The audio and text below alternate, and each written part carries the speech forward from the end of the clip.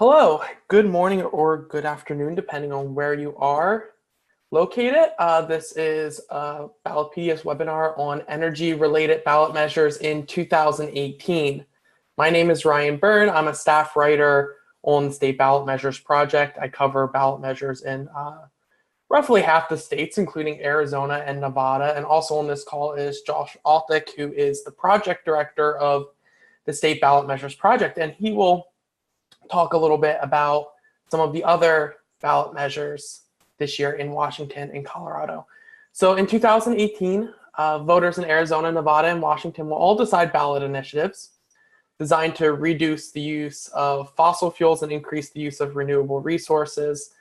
Voters in Nevada will also consider another ballot initiative, question 3, which would eliminate, or rather would designate the legislature to eliminate electricity monopolies and require a competitive energy market.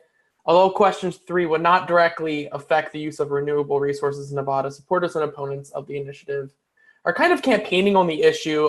There's been lots of discussion on how question 3 is related to question 6. Supporters contend that deregulation would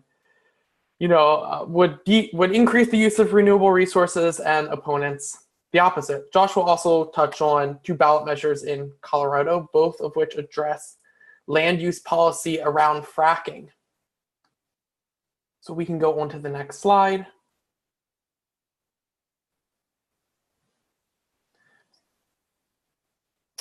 So Arizona Proposition 127 and Nevada Question 6, they're very similar ballot measures, and one reason for that is that both of them were proposed by Next Gen Climate Action, which is a nonprofit founded by Tom Steyer, who you may have heard of. He's an investor and a Democratic political activist who focuses on a number of issues, including issues related to energy. So Next Gen Climate Action proposed both ballot initiatives. And currently, Next Gen is also the sole financer of the initiative support campaigns behind both of these measures.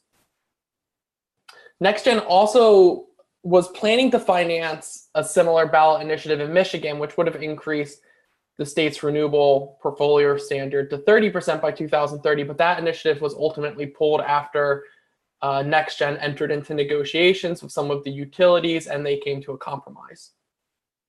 So we have Proposition 127 in Arizona and Question 6 in Nevada.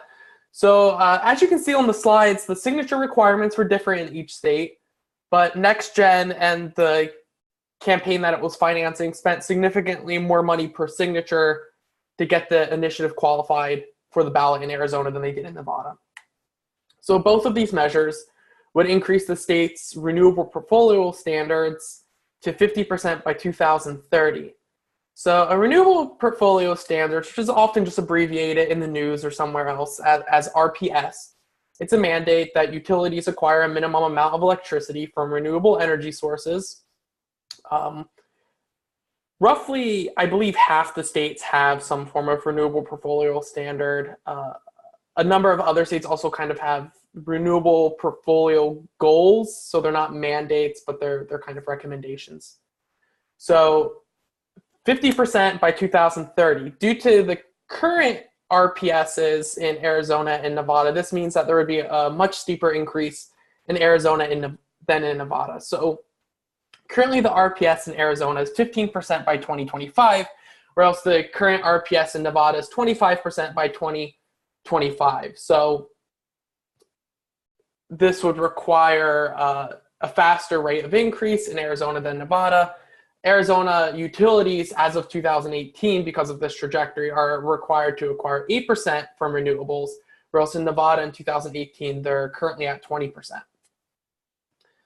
So both initiatives would add the RPS to the state constitution, whereas the current RPS in both states is in state statute and regulatory code. Arizona's measure would also differ a little bit from Nevada's in that it would use this credit tracking system. The credit tracking system is what's currently used in Arizona as well.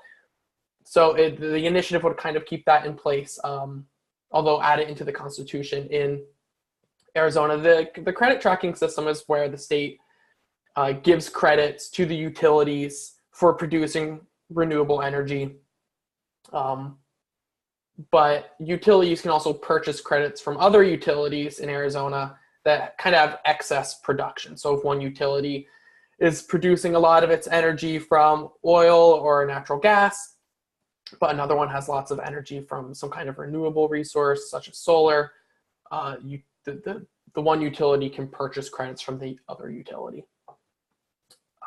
So both of the initiatives also define renewable resource. You can see the definitions there. Kind of the contentious issue around these definitions is that both of them do not include nuclear energy, whereas some proponents of renewable resources considered nuclear energy renewable and others don't. So these initiatives obviously do not include that definition.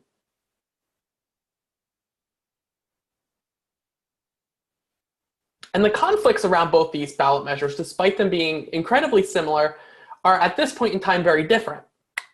The conflict surrounding Arizona Proposition 127 has been much more expensive, and we've seen the state government get involved to a higher degree than we have in Nevada. So to speak of Arizona first, the support is actually being outraised by opposition. The support campaign has raised roughly $8.26 million, whereas the opposition campaign has raised roughly $11.05 million. These numbers are accurate through August 20th, which is the most recent campaign finance report date. The next campaign finance report date in Arizona is October 15th. So we'll see both these numbers increase on October 15th when the next report come out. So like I said before, the support campaign is completely funded by NextGen, but in Arizona, the opposition PAC is to date, and this, once again, this could change on October 15th, but to date is 100% funded by the Pinnacle West Capital Corporation, which is actually the owner of the Arizona Public Service, which is the state's largest electric utility. It covers Phoenix, parts of that valley, and other parts of the state. But other utilities also oppose Proposition 127, such as Tucson Electric Power Co. and the Salt River Project, which are the state's other two large electric utilities. We've also seen the state legislature kind of take preemptive action with Arizona Proposition 127. In March of this year, the legislature passed a bill to make violations of the ballot measure, as well as any other future constitutional RPS mandate. So if there was another future ballot measure kind of similar to this one, it would make violations civil penalties. Or else prior to this bill from March, statute didn't actually address violations of energy standards. So it was kind of up to the state's commission that oversees utilities to decide what the penalties for those violations would look like. And the conflict in Nevada surrounding Question 6 is a bit different. We haven't actually seen the legislature get all that involved. There's obviously differences with the legislature here in Arizona. Republicans control both chambers of the state legislature. In Nevada, Democrats control both chambers of the state legislature, but not the governor's office. So Nevada is a divided government. But there's kind of a bit of a backstory in Nevada. Democrats tried to pass similar legislation in June 2017 that would have increased the RPS in Nevada to 40% by 2030, so 10 percentage points less than the ballot initiative. But the governor vetoed the bill. We also see that the support campaign, once again funded by NextGen, has raised less money. But part of this may be due to the fact that the most recent campaign finance reports in Nevada are through June 7th. The next reports are due out October 16th in Nevada. So once again, we're expecting that to increase. We also know that there is opposition to Question 6. The Coalition of Energy Users Pact formed to oppose Question 6, but because it was formed after June 7th, we don't yet know what the contributions look like in regards to that PAC. We don't know who is necessarily supporting it. So we will once again find that out on October 16th. We can move on to Nevada Question 3. So Nevada Question 3 is an interesting ballot measure. And I should say one thing about this that I should have also said about Nevada Question 6 is that in Nevada, to approve an initiated constitutional amendment, so that's a constitutional amendment that citizens put on the ballot through a signature drive, it needs to be approved in at two successive general elections. So if question 6 is approved this year, then voters will have to approve it again in 2020 in order for it to actually be added to the state constitution. Question 3 was on the ballot in 2016 and was approved. So this is the second time question 3 is on the ballot. But there have been some significant changes surrounding campaign finance and support and opposition for question 3, which I'll get into in a minute. So Nevada question 3 is an initiated constitutional amendment. It kind of has multiple parts, but what it would do is require the legislature to pass laws by July 1st, 2023 to establish what the initiative calls an open competitive retail electric energy market. It would prohibit the state from granting electrical generation monopolies, and it would also include other provisions such as protecting against service disconnections and unfair practices. Currently, Nevada employs a energy system that is sometimes referred to as vertically integrated geographic monopoly. So those are where electric utility companies control the production, transmission, and sale within specific geographic areas. Nevada actually has a few different of these vertically integrated monopolies in the state based on different geographic regions. Nevada Energy is the largest one. It services Las Vegas and other population centers, but there's also a number of rural electricity cooperatives in Nevada that have monopolies over smaller rural regions. So as you can see from the language, the ballot initiative itself would not change the structure of the state's electric power retail market. Rather, it would require the legislature to change the structure by 2023.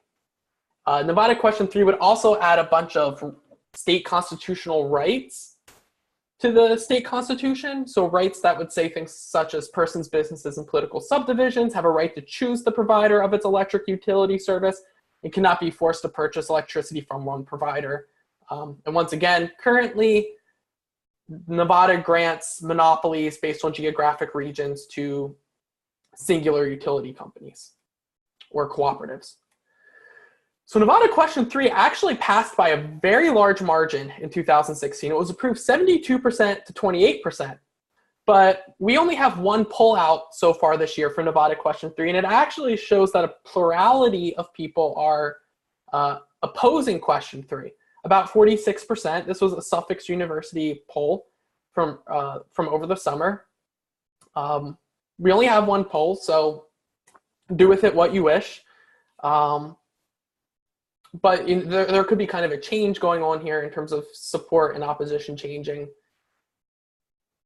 For one, we didn't really have a very large opposition in 2016. In 2016, a PAC was formed that was funded by the International Brotherhood of Electrical Workers, which represents the workers which provides union representation for the workers at Nevada Energy, the state's largest utility. But this year, Nevada Energy is actually getting in on the fight. In 2016, Nevada Energy remained neutral. So we can see from the campaign finance reports that through June 7th, and once again, this is going to be much larger for support and opposition on October 16th. But we can see that Nevada Energy has provided almost 100% of the opposition's finances. But the support campaign has still outraised opposition at this point in time with $19.74 million, including $10.9 million from Switch and $8.5 million from Las Vegas Sands Corporation. And we've also seen kind of this interesting thing happen because once again, question 3 was required to be on the ballot in 2016. It was approved, so again in 2018, but we've seen some notable supporters in 2016 flip from support to neutral. This includes the governor, as well as the vehicle manufacturing firm, Tesla, and some environmental groups like the Nevada Conservation League. Currently, Nevada Energy controls roughly 90% of the electric market in Nevada. So obviously, Nevada Energy is kind of a big talking point on both sides of this debate in terms of like whether that monopoly over some geographic regions is beneficial or not. So Nevada Energy is definitely a center point in the tension around question 3. Now we can move on to the state of Washington, or rather Colorado, or Washington. Yeah, we'll talk about Washington first, and then we'll mention Colorado at the end. So Washington Initiative 1631 is kind of a unique initiative. It'd be the first policy like this in the U.S. It would enact a fee of $15 per metric ton on what it defines as large emitters of carbon, begin on January 2020, and then there would be an annual increase. And that increase would continue until certain goals sort of set by the state are met. And those goals amount to a reduction by about 1/4 by 2035 and about 2/3 by 2050 in carbon emissions. This in 2016, an initiative was on the ballot, 732, which would have enacted sort of a similarly structured carbon tax. One of the big differences between the two is that the initiative in 2016 was sort of designed, and there was some debate about what the actual effect would be, but it was intended to be revenue neutral. So it would actually have sort of funded or replaced revenue from a sales tax decrease by 1 percentage point. So that's not the case for initiative in 2018. That it would be a fee with a dedicated revenue. That revenue would go towards certain environmental projects, and the estimate for that revenue is I think currently 2.3 billion for the first 5 years, so over a 5-year period. So that's one of the differences sort of that has evoked a very different feel to 2018 and 2016. So the 2016 initiative, it was defeated with 59% of voters rejecting it. And in 2018, I guess one of the differences we've sort of seen is that there were some environmental groups that did not sort of come out in support of the 2016 initiative. They were neutral on it. So those include organizations like Climate Solutions, the Washington Environmental Council, 350, the Union of Concerned Scientists, and the Sierra Club. And these organizations have all endorsed the 2018 measures. So that's kind of one of the differences we've seen.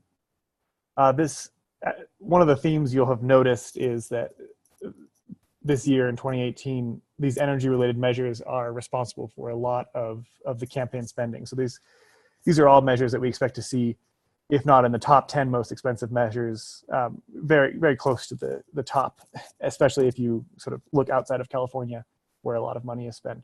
And the Washington Initiative 1631 is no different. And there's actually been a lot more money spent on it in 2018 than there was spent in 2016. 2016, the total combined support and opposition spending was under 5 million, with opposition outspending support with a similar ratio as it is in 2018. But you see the numbers for 2018 are much higher. We've tracked over 7 million in spending by supporters. The largest donors there from the Nature Conservancy and League of Conservation Voters. And then the support is being outspent by opposition, and the top donors there are different companies that you recognize: Phillips 66, BP, and Endeavor. So yeah, this initiative, it'll be interesting to see kind of whether whether the differences from 2016 are enough to make the outcome different. We haven't tracked any current polls on this initiative yet, so it's hard to say kind of where the support is landing right now. But the outcome will be very interesting in 2018 to see if the differences in the campaigns and the differences in how much money is being spent, and then just the higher awareness of the issue, and then the differences in the content of the initiative specifically make a different result in November. So those are the initiatives that we've sort of identified as related to reduction in fossil fuel usage. Then there are 2 initiatives in Colorado that are worth mentioning. I'm not going to go into detail on these, but I'd be happy to talk about them kind of at a later date if you wanted to reach out to me via email have an interview. But yeah, these initiatives in Colorado are interesting. They're two measures that are seen as related, although they do not directly affect one another. So they're not legally speaking competing in any way. Proposition 112 is an initiative to establish a minimum setback requirement for new oil and gas development, including fracking. And then Amendment 74 doesn't directly mention oil and gas development, but it's sort of widely perceived as having one of its largest impacts on that particular industry, although it would have other effects too. It simply states that, and it puts into the Constitution that property owners have a right to be compensated for any reduction in property value caused by a state law, regulation, or action. So that they're connected not just in their effect, but the campaigns are also sort of closely linked. The Protect Colorado Committee, which is opposing Proposition 112 and spending enough to put Proposition 112 in sort of that top 10 list for 2018 as well. And there's some overlap between that committee and the committee that's backing Amendment 74. So they're related in supporters and opponents, and they're also related in the expected effect.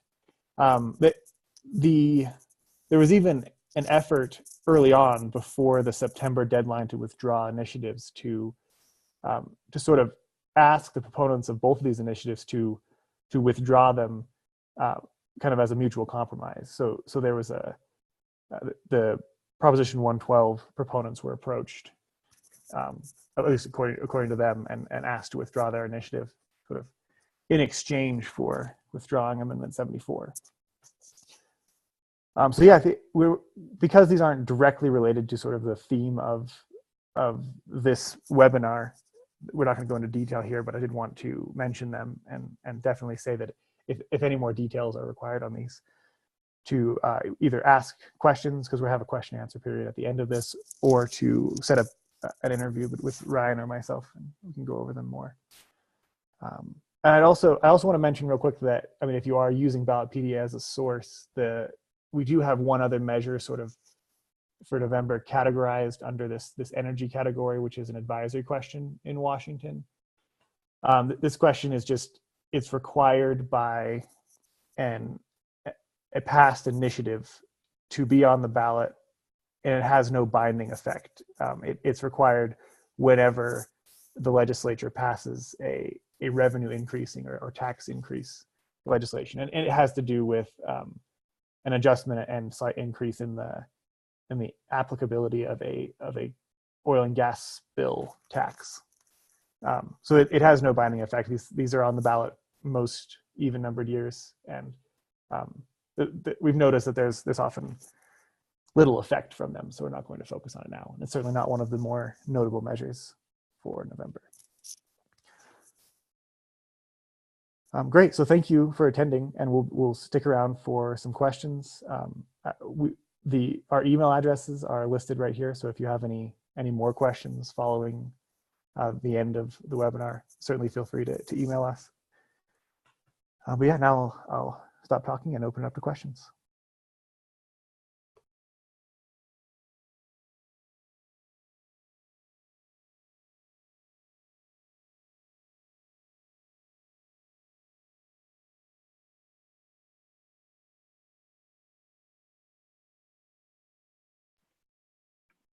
Cool. If there are any questions, you can drop those either through the Q&A tool that should be available at the bottom of Zoom, or you should have the ability to also raise your hand.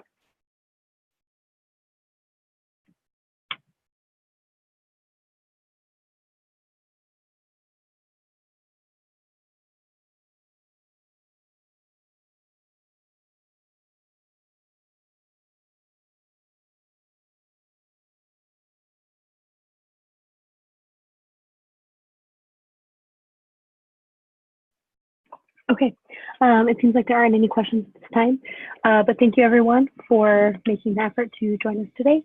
We will send out a link with a recording of this webinar as well as the PowerPoint to you later. So you can look forward to that in your inboxes. And then we have 2 more webinars coming up Next week at the same time, we'll be talking about marijuana on the ballot. And then in 2 weeks at this time, we'll be looking at all of the measures on Colorado ballots this year. So hope to see you for those. If you have any questions, you can always email Josh or Ryan, or you can always reach us at editor@ballotpedia.org.